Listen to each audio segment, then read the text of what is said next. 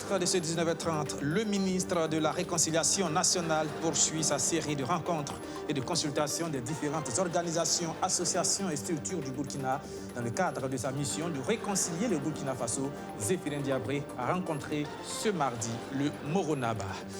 À la Lonabé, mais aussi des hôpitaux et des collectivités territoriales, la Cour des comptes relève des insuffisances dans la gestion des finances publiques dans plusieurs structures du pays, le tout détaillé dans son rapport 2019 présenté ce 26 janvier à la presse. Et puis, rapport 2019 de l'autorité de régulation du secteur de l'électricité. Le document a été remis au Premier ministre. On y évoque le coût de l'électricité, la problématique des délestages et l'approvisionnement du Burkina en énergie électrique. Les détails tout à l'heure. Voilà pour le sommaire. Bonsoir et bienvenue. Mais avant de développer ces titres, d'abord, ces images. Le chef de l'État en visite officielle à Djibouti, Roch Marc Christian Kaboré, est arrivé ce 26 janvier à Djibouti, la capitale djiboutienne, où il a été accueilli à l'aéroport par le président djiboutien Ismaël Omar Guelleh. Les deux hommes se sont entretenus d'abord dans le salon d'honneur de l'aéroport international d'Ambouli. Voilà, vous le voyez sur ces images, le président burkinabé et son homologue djiboutien.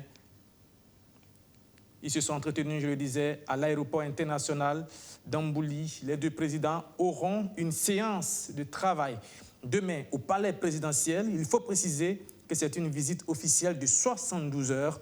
Parmi les accords de coopération bilatéraux qui seront signés, celui d'exemption des visas entre les deux pays pour les passeports diplomatiques et de mission.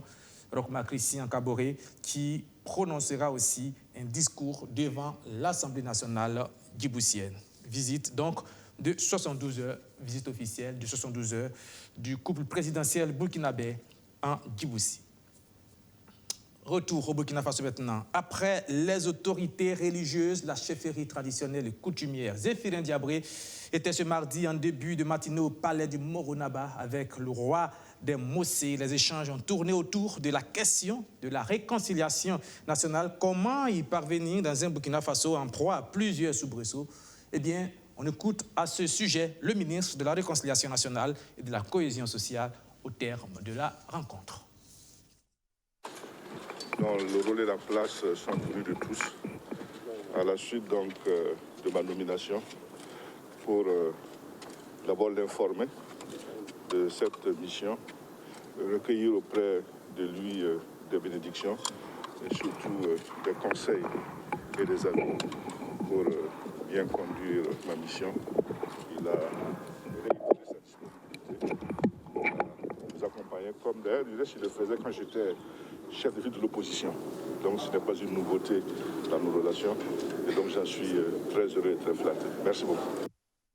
Il y a les bons, les moins bons, mais aussi les récalcitrants. C'est à ce résultat qu'est parvenue la Cour des comptes dans son rapport 2019. Plusieurs institutions ne respectent toujours pas les règles d'or dans la gestion des finances publiques. Dans ce rapport, la Lonabé a été particulièrement épinglée, également des collectivités territoriales, mais aussi des établissements hospitaliers. Benjamin Kwame, pour plus de détails. Il avait été remis au président du Faso le 18 janvier dernier. Le rapport public 2019 de la Cour des comptes est présenté ce mardi aux hommes de médias.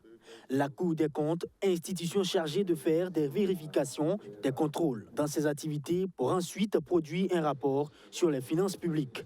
Pour ce rapport, l'institution a mené ses activités sur plusieurs entités. C'est le cas par exemple du centre hospitalier régional de Koudougou, dont les évaluations ont porté sur 3 ans d'activité. Ici, des observations et recommandations sont formulées. Nous avons constaté qu'au niveau du stockage, des magasins de stockage, il y avait des produits inflammables qui étaient entreposés avec des médicaments. Il ressort de cette évaluation que près de 80% des recommandations ont été prises en compte. 13,27% sont en cours d'exécution. La Cour a de ce fait réitéré les recommandations non exécutées avant de faire d'autres recommandations visant à améliorer la gestion du CHR de Koudougou. Il s'agit notamment des recommandations visant à améliorer le contrôle interne, le processus de la commande publique, la gestion des stocks de médicaments, de consommables médicaux et du matériel médico-technique. La commune urbaine de Koupela, le conseil régional du centre-est, la chambre de commerce et d'industrie du Burkina et la loterie nationale burkinabé ont été également contrôlés par la Cour. À la LONABé, dans ce rapport, des dysfonctionnements sont observés. Les dysfonctionnements qui ont été relevés portent d'abord sur la gestion des marchés publics, le non-respect de certaines procédures de passation des marchés publics. Mais nous avons surtout déploré à l'occasion du contrôle de l'ONAB le mauvais suivi des subventions qui ont été octroyées par la LONAB à un certain nombre de structures, telles qu'une subvention d'un montant de 110 millions qui a été allouée à une association de décortiqueurs de riz de la région de Bagré. Des insuffisances qui ont pu être comblées, toujours à travers des suggestions et recommandations. Les institutions ne sont pas les seules, le gouvernement est aussi interpellé à travers des suggestions. Au gouvernement de veiller au respect de la réglementation générale des marchés publics par les différentes entités publiques sous tutelle. Veiller à la codification des biens mobiliers et immobiliers des structures sous tutelle conformément à la réglementation en vigueur. Veiller à la tenue du livre journal des biens meubles et immeubles conformément aux normes de la comptabilité de matière. La Cour des comptes, il faut le savoir aussi, ne fait pas que des évaluations ni des recommandations. Dans son champ d'action, il est prévu des sanctions. Elles vont sur une peine d'amende pour des fautes de gestion. Également, les fautes peuvent être aussi transmises devant les juridictions pénales. Tout ceci pour une gestion transparente des finances publiques. Le rapport 2019 de l'ARSE est aussi prêt. Il a été remis au Premier ministre ce mardi. L'autorité de régulation du secteur de l'énergie parle d'une baisse du nombre de délestages de 2018 à 2019, des mécanismes d'approvisionnement du Burkina Faso en électricité et surtout de la question du coût du kilowattheure. Abdelaziz Ossaré. De 176 en 2018, les coupures de courant au Burkina Faso ont été réduites à 149 en 2019. C'est ce qui ressort du rapport de l'autorité de régulation du secteur de l'électricité, ARSE. Un document remis ici au Premier ministre Christophe Dabiré. Cette amélioration de la qualité des services de la SONABEL est liée à la hausse des importations d'énergie venant du Ghana, qui est passée à 113%. Nous avons eu moins de délestage. Je pense que les consommateurs que vous êtes, que nous sommes, c'est vraiment facile à constater. Si nous nous déportons dans les villages, vous avez souvent suivi les activités du ministère de l'Énergie qui dit que telle localité a été électrifiée, telle autre a été électrifiée. Les populations vous diront oui, nous avons eu la lumière. Le courant est venu chez nous. Donc c'est des témoignages de ce genre-là quand nous disons que ça s'est amélioré. Services améliorés, mais aussi les caisses renflouées. Toujours selon le rapport de l'ARSE, la SONABEL a réalisé un chiffre d'affaires de plus de 2 milliards de francs CFA en 2019. Ça fait la 4e année consécutive. La SONABEL a engrangé un résultat net positif. Mais sachez que l'État subventionne la SONABEL. Vous savez que la promotion des énergies renouvelables, elle est très récente chez nous.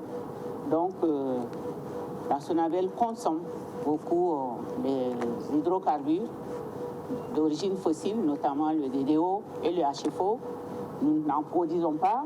On va chercher ces hydrocarbures au niveau des ports des pays voisins, ce qui renchérit le coût de production. Donc, le gouvernement subventionne les hydrocarbures livrés par la SONABI à la SONABEL. En perspective, l'institution de Mariam Nikema entend s'appuyer sur les nouvelles technologies pour amoindrir le coût de l'électricité au Burkina Faso. On va assister à des constructions de mini-centrales au niveau des communes, au niveau des villages, ce qui va réduire le coût, puisque dans la mesure où il n'y aura plus le transport d'électricité. Construire de vastes lignes de transport d'électricité, je ne dirais pas que ça ferait partie de l'histoire, mais on va vers cette technologie-là pour amoindrir les coûts d'exploitation. Si les coûts d'exploitation sont faibles, et le coût d'achat de l'électricité aussi va baisser. Créée en 2007, l'autorité de régulation du secteur de l'énergie RCE a débuté ses activités en 2009 avec pour mission de réguler les activités de production, d'importation, de distribution et de vente de l'électricité sur toute l'étendue du territoire national. C'est un débat qui refait surface chaque année. Il est d'ailleurs en ce moment même au centre des discussions avec les récentes décisions du réseau social WhatsApp. Je vous parle de l'utilisation des données personnelles sur Internet. Le sujet était au centre des journées portes ouvertes organisées hier par la Commission de l'informatique et des libertés. Abdulaziz Assaré. En cette période de Covid-19 où la distanciation physique s'impose, l'utilisation des technologies de l'information et de la communication devient plus que nécessaire dans certains domaines d'activité. Bien qu'avantageuse, ces TIC comportent néanmoins des risques comme la cybercriminalité, la violation de la vie privée et d'autres problèmes liés à la manipulation des données personnelles. En initiant ces journées portes ouvertes, la Commission de l'informatique et des libertés civiles entend sensibiliser les Burkinabés sur l'importance du respect des principes fondamentaux en matière de protection des données personnelles et de la vie privée. Aujourd'hui, nous sommes dans un environnement où nous laissons nos traces partout. Nous laissons nos traces sur les réseaux sociaux. Tout ce que nous enregistrons lorsque nous manipulons, aussi bien nos smartphones que Internet, nous laissons nos traces, notre identité numérique. Et il convient de protéger cette identité. C'est la mission qui a été confiée à la Commission de l'informatique et des libertés, d'encadrer tous les utilisateurs de ces technologies et d'accompagner les administrations qui collectent chaque jour davantage les données des citoyens à une meilleure protection de ces données-là. Les données personnelles des citoyens constituent la matière première sur laquelle Google, Amazon ou encore Facebook construisent leurs modèles et amassent leurs richesses. Selon la Commission de l'informatique et des libertés, ces multinationales travaillent au quotidien pour avoir un contrôle total sur les données des utilisateurs, en témoigne l'annonce en début janvier des nouvelles conditions d'utilisation de WhatsApp qui autorisent le partage des données des utilisateurs avec des entreprises publicitaires. C'est pourquoi, au-delà de la sensibilisation, la CIL veut aussi renforcer sa veille juridique et réglementaire. Et donc nous souhaitons à travers cette journée marquer une halte et attirer l'attention de tous les partenaires à l'idée d'accompagner la CIL dans son travail de sensibilisation et de protection des données personnelles. Mais aussi pour nous, c'est une halte pour que nous puissions prendre un engagement pour qu'avant la fin de cette année-là, les modules d'éducation numérique soient élaborés, validés donc par la CIL et le ministère en charge de l'éducation à travers sa direction générale de la recherche en éducation et de l'innovation pédagogique, afin qu'à partir de l'année prochaine, nous puissions trouver les moyens de pouvoir l'inclure dans nos curricula, afin de protéger davantage notre jeunesse, notre population. Ces journées portes ouvertes de la Commission de l'informatique et des libertés civiles s'inscrivent dans le cadre de la commémoration de la Journée internationale de protection des données personnelles, célébrée tous les 28 janvier. L'édition 2021 est placée sous le thème « Protection des données personnelles en période de Covid ».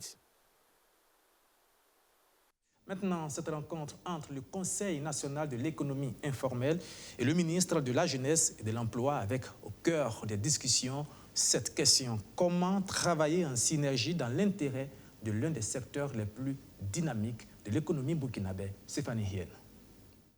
En 2020, une fêtière a été mise en place pour les acteurs du secteur informel. Désormais rassemblés au sein d'une structure unique, ils présentent ce jour leur plaidoyer au ministre en charge de la promotion de l'entrepreneuriat et de l'emploi.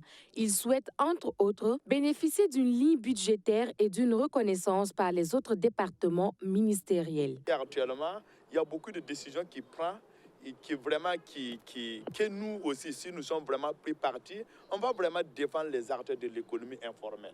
Mais si on ne nous a pas pris en compte, et ces mesures vont sortir et c'est nous qui devons le faire, l'appliquer sur le terrain, de fait, ça pose des difficultés. Mais si on nous consulte, si nous sommes parmi la table de négociation, nous aussi on va tout faire, dire ce qui peut être faisable pour le bon fonctionnement du Burkina Faso. À l'issue de cette rencontre, le ministre de la Jeunesse dit avoir pris bonne note. Il les exhorte à plus d'abnégation dans le travail et ce, dans la cohésion. Ce soir, lorsque vous avez écouté un peu les plaidoyers qu'ils ont fait et les doléances qu'ils ont posées, c'était d'abord de pouvoir poursuivre la mise en place donc, de leur structure jusqu'au niveau communal. Mais aussi de faire en sorte qu'effectivement, lorsqu'il y a des voyages d'affaires, comme les grands opérateurs économiques participent aussi à ces voyages d'affaires, souvent avec les plus hautes autorités, qu'eux aussi puissent être pris en compte à cela. Donc, pour l'ensemble de ces doléances-là, je pense que nous essaierons donc de faire au mieux pour que cela puisse être pris en compte. Et les échanges vont se poursuivre puisque nous allons essayer d'aller point par point sur les autres préoccupations et voir comment faire. Parce qu'ici, il s'agit donc de voir comment renforcer leur employabilité, comment renforcer donc la création d'emplois à leur niveau. Le secteur informel regroupe plus de 92% de la population, avec une grande représentativité des femmes. On parle maintenant d'agriculture, notamment de la qualité d'acheteur professionnel de noix de cajou qui devrait être soumise à un certain nombre de critères pour une meilleure organisation de cette filière. Un système d'agrément est en cours de réalisation. Les textes ont été adoptés par le Conseil burkinabé de l'ANACAD, réuni en atelier depuis hier. Surtout Justin Dabiré. Cet atelier qui regroupe les différentes structures de l'administration publique, les acteurs du secteur privé et les acteurs de la filière ANACAD entre dans le cadre du processus de réflexion pour la mise en œuvre d'un système d'agrément en qualité d'acheteur professionnel de la noix brute de cajou. Il s'agit pour les participants à cet atelier de valider les tests de création d'une commission interministérielle chargée de l'examen des demandes d'agrément professionnel des acteurs de la chaîne de valeur ANACAD, notamment des acheteurs et exportateurs au Burkina Faso. Le Conseil burkinabé est un établissement public de l'État à caractère économique et qui a pour mission la régulation, le suivi et le développement des activités de la filière, a inscrit bel et bien une activité relative à la mise en place d'agréments dans son programme d'activité adopté par le conseil d'administration. Donc c'est dans cette dynamique que nous avons entamé cette activité. Il faut dire que l'agrément vise à organiser davantage le marché. Ça vise également à limiter les achats bord champ, toutes choses qui perturbent le marché. Et cela va permettre à ce que les acteurs puissent être des professionnels dans le secteur, mais aussi avoir la traçabilité dans le circuit de commercialisation des noix brutes de cajou au Burkina Faso. Avant la tenue de l'atelier de Bobo Dioulasso, plusieurs autres rencontres de réflexion prenant en compte l'ensemble des parties prenantes de la filière ANACAD ont eu lieu, selon le directeur général du Conseil burkinabé de l'ANACAD. On a commencé le processus depuis décembre, qui a commencé par un atelier de cadrage afin que les uns et les autres puissent s'accorder sur ce qui est à faire. À la suite de cet atelier de cadrage, nous avons tenu une rencontre de groupe restreint à Koudougou pour pouvoir proposer les premiers drafts de documents devant faire l'objet d'agrément. À ces différentes rencontres, toutes les parties prenantes ont été associées, notamment le ministère en charge de l'agriculture, le ministère en charge des finances, le ministère en charge de l'environnement. Aujourd'hui, nous avons associé le conseil régional de l'agriculture pour que les uns puissent donner leurs propositions. Donc, ce que je voudrais dire, c'est qu'on n'a pas encore fini le processus. Aujourd'hui, nous avons constaté qu'il y a encore des documents opérationnels à rédiger. Les réflexions vont donc se poursuivre, selon le directeur général du Conseil burkinabé de l'ANACAD, avec l'ensemble des parties prenantes avant de soumettre les tests aux autorités compétentes pour approbation.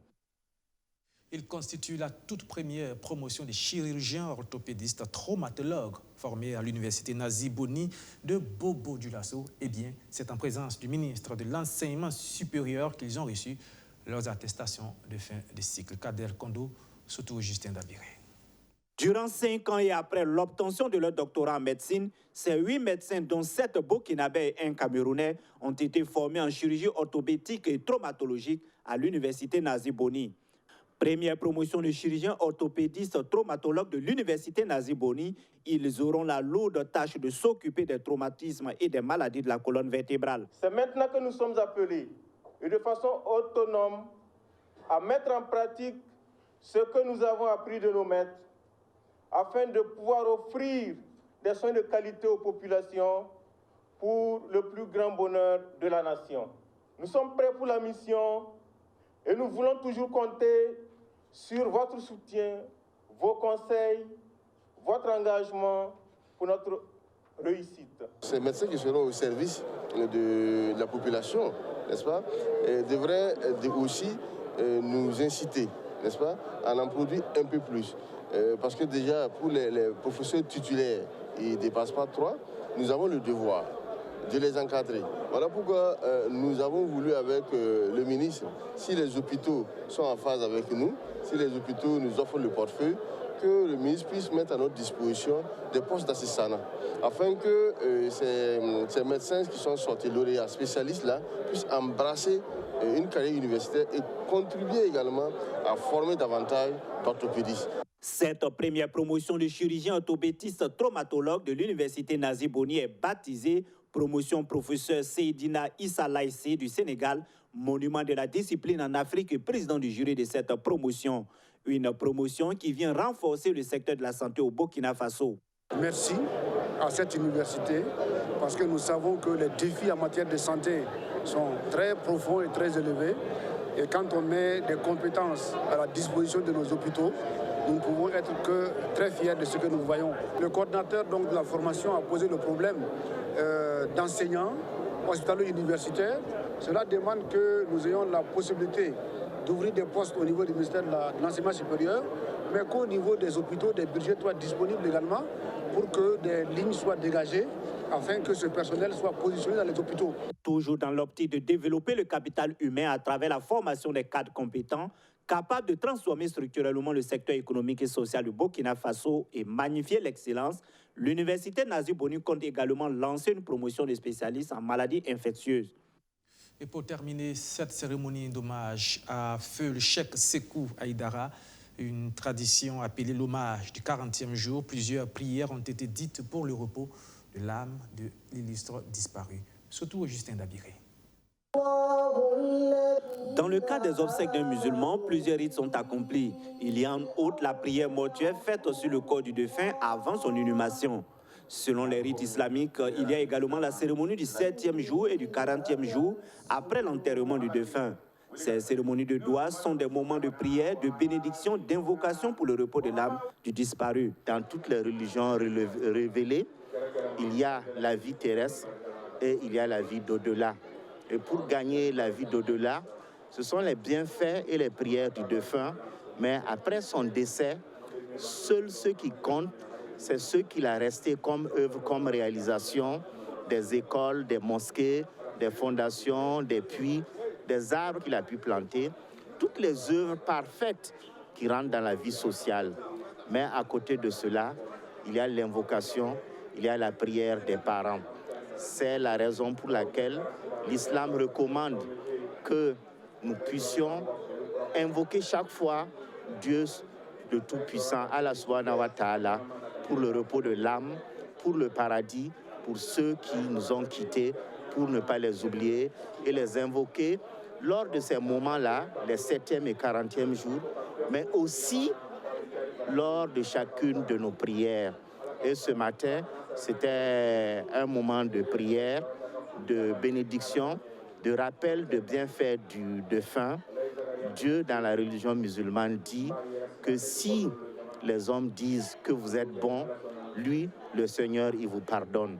Moment de prière, de recueillement, mais aussi de lecture coranique et de rappel de tous les bienfaits du défunt Sékou Haïdara. Le président de l'Assemblée nationale, venu présenter ses condoléances à la famille, n'a pas manqué d'évoquer les bienfaits de celui qu'il appelait affectueusement son père. Venir ce matin pour cette cérémonie de dua, c'est venir à une cérémonie familiale, à une cérémonie de mon papa à moi. C'est quelqu'un qui m'a adopté et je me considérais comme son fils. Et si je veux faire des témoignages ici de ce qu'il m'a fait, les conseils, à chaque fois qu'on s'appelle, dans un premier temps, il va me faire ses bénédictions. Deuxièmement, il va me donner des conseils par rapport à mon comportement vis-à-vis de la population, par rapport à mon travail. Également était présente à la cérémonie de célébration du doigt de 40e jour de feu Sékou Haïdara, l'artiste malienne Oumou Sangaré, venue elle aussi présenter ses condoléances à la famille du défunt. La cérémonie du doigt du 40e jour marque la fin de la célébration des obsèques de Feu Sékou Aïdara, disparu le 10 décembre 2020 à Bobo Dioulasso. Voilà, et c'est ici que prend fin ce journal. Merci de l'avoir suivi. Merci encore une fois de votre fidélité renouvelée. On se retrouve donc demain à la même heure, c'est-à-dire à 19h30. Bonsoir.